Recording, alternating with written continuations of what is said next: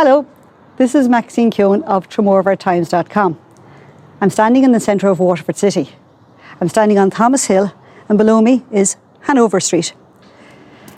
Behind me is one of two Munster Express buildings that are in this location. The Munster Express has been Waterford's leading newspaper for well over 100 years. Now, one of these two buildings is associated with Patrick Morris, the person whom I wish to focus upon today. The lower building has a date on it which says 1898, so that would seem to be a little bit later than Patrick Morris's time, but this building also, it has the architecture and features, and also it is aged appropriately, that it would seem to be the location that I'm talking about, which would be associated with Patrick Morris and indeed John Kent.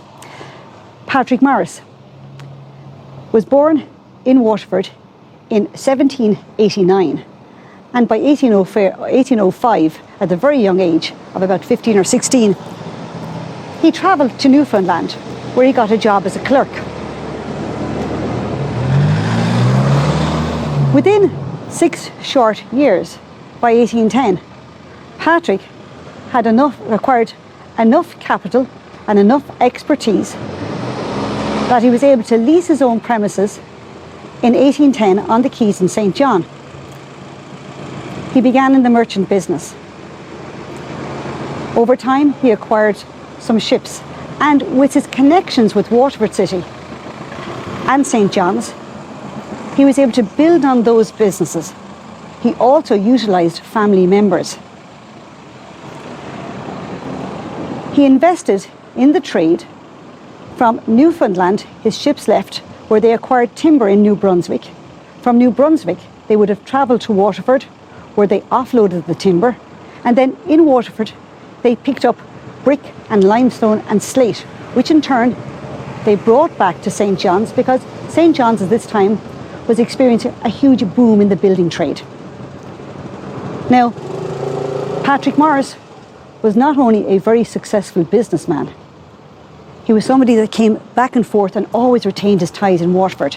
In fact, at some point in his life, he returned to Waterford City and lived here for up to 6 years before he ultimately returned to spend the rest of his life in St. John's.